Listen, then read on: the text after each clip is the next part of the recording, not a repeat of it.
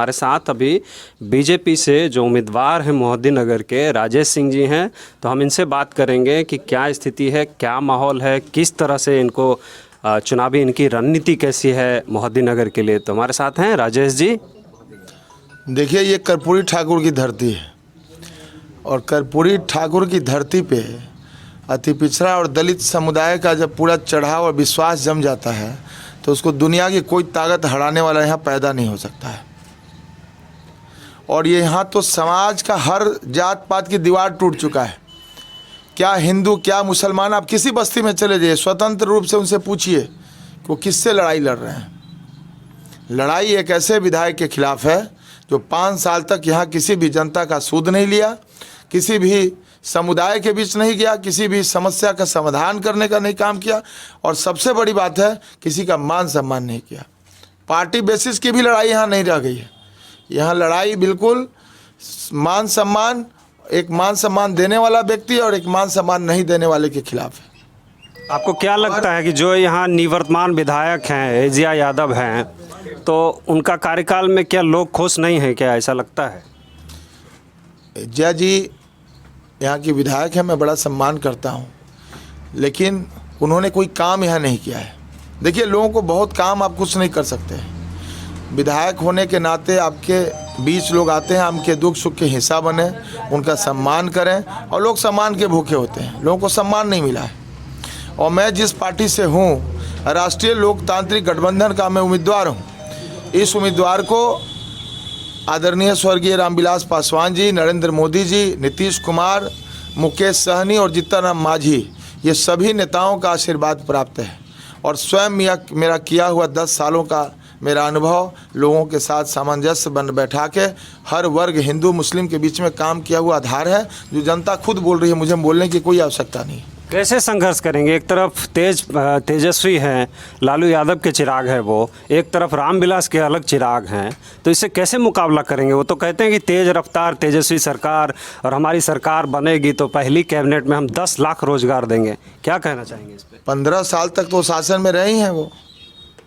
सबका साथ सबका विश्वास मोदी जी का नारा है, और इसमें सभी जाति समुदाय के लोग हैं।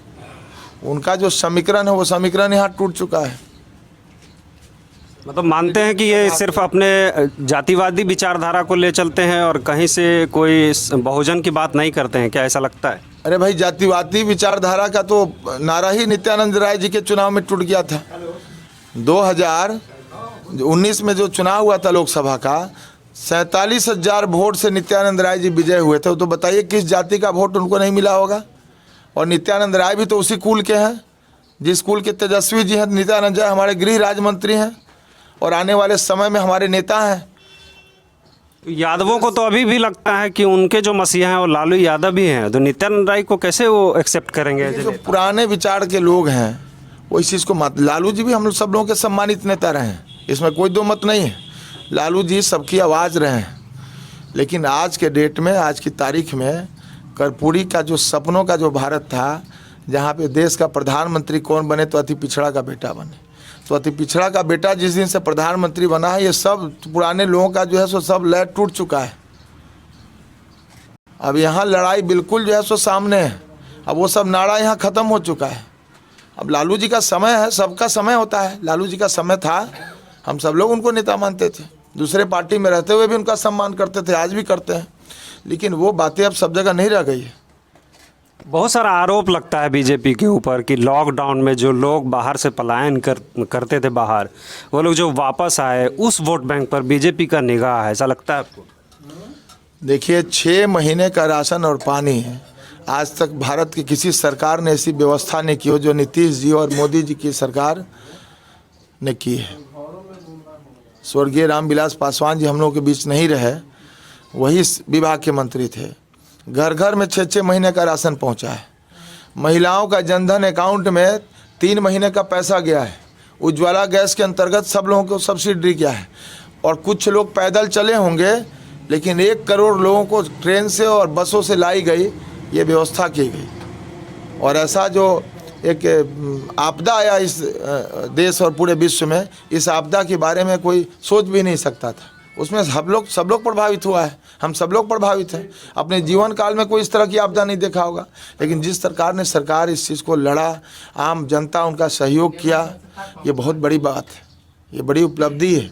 चुनाव में सेवा की भावना से हम खुद काम करते रहे हैं, 10 सालों से लगे हुए।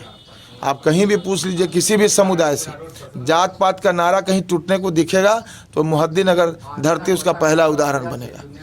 तेजस्वी जिस तरह से इस बार चुनाव में आए हैं तो उनका कहना है कि जो हमारे पिताजी का कार्यकाल रहा है उस हिसाब से आप हमको मत देखिए, हम युवाओं का नेतृत्व करेंगे और हमारे आने के बाद हम विकलांगों को 1000 रुपया पैसा देंगे, महीने का देंगे, और बहुत सारा चीज़ वो लेके आए हैं कि हम पूरा इनोवेटिव काम करेंगे बिहार में। आपको लगता है वो कर पाएंगे? देखिए तेजस्वी जी क्या करेंगे और नहीं करेंगे। तेजस्वी जी तो डिप्टी चीफ मिनिस्टर थे 2 साल में, तो क्यों नहीं ये सब कर दिए थे जो पहले उनको करना चाहिए था। चुनावी नारा है और मोदी सरकार तो पहले से ये सब व्यवस्था कर चुकी है। 5-5 लाख रुपए आयुष्मान भारत में किनके लिए दिया जा रहा है, ये किनको मिल रहा है, कितना बड़े लेवल पे लोगों को स्वास्थ्य के लिए कितना फ़ायदेमंद ये योजना है, स्वास्थ्य भारत के लिए, स्वस्थ भारत के लिए। तो वो सब चीज़ें नारा हैं, चुनावी नारा दें, वो चुनावी नारा ही रह गया है और वो अपने पिताजी के कार्यकाल को ख़राब क्यों मान रहे हैं। 5 काम बताइए जो राजेश सिंह इस क्षेत्र के लिए करेंगे, मोहद्दीनगर के लिए। सबसे पहले मैं नौजवानों के लिए यहाँ स्टेडियम का निर्माण करवाऊँगा। नौजवानों के लिए कोई ट्रैक नहीं है, खेल कूद का कोई मैदान नहीं है जहाँ से नौजवान खेल कूद सके। अपने भविष्य को बनाने के लिए फ़ौज में, आर्मी में बच्चे दौड़ते हैं, दौड़ने का कोई जगह नहीं है। एक ट्रैक था भी दौड़ने का मोहनपुर में, तो विधायक जी ने उसके ऊपर रोड बनवा दिया।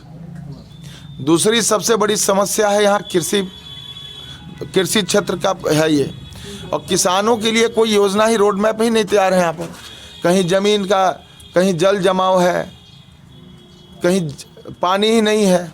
तो उस पानी को अगर कहीं पे जल का जो स्थिति है उसको स्टोरेज किया जाएगा तो कृषि के उपयोग में लाया जाएगा और 3 फसल यहाँ किसान उपजा सकते हैं। ज़मीन यहाँ का बहुत उपजाऊ है, ज़मीन के उपजाऊ में कोई, लेकिन ये काम करने के लिए पूरा योजनाबद्ध तरीके से काम करना होगा।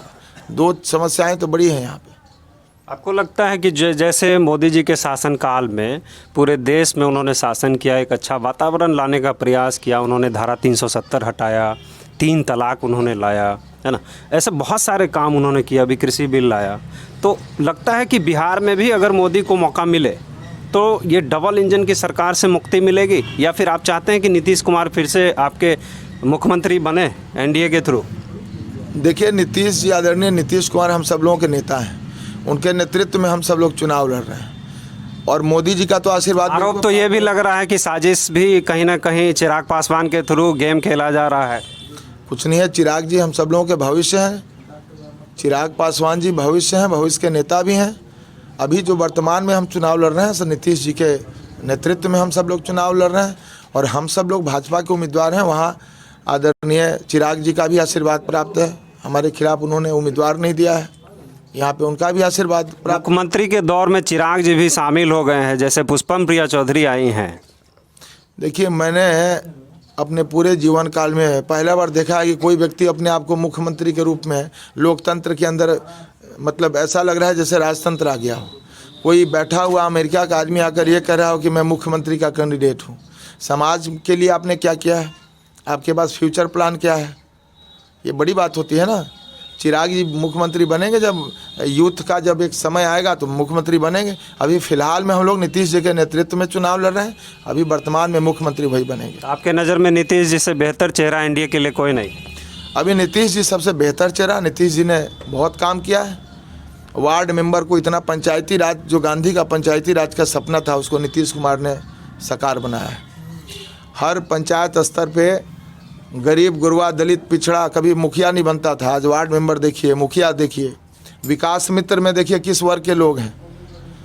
तो नीतीश जी भी बेहतर काम कर रहे हैं। आने वाले भविष्य में चिराग जी आएंगे तो भी अच्छा काम करेंगे, कोई और आएगा वो भी अच्छा काम करेगा। पार्टी अच्छा होता है तो काम अच्छा ही होता है। एक संदेश अंतिम में जो आप देना चाहते हो अपने क्षेत्र की जनता के लिए? जात पात से ऊपर उठ चुके हैं आप, नया मोहद्दीनगर बनाने की ओर बढ़ चले हैं। 3 तारीख को क्रांति लाइए, अपार बहुमत से हम लोग जीतें, जो पूरे उजियारपुर लोकसभा में एक रिकॉर्ड स्थापित हो और ये जीत सारे गरीब गुरबा की जीत होगी। आपका बहुत बहुत धन्यवाद। हमसे बात कर रहे थे राजेश सिंह मोहद्दीनगर से। मिलते हैं फिर से, धन्यवाद।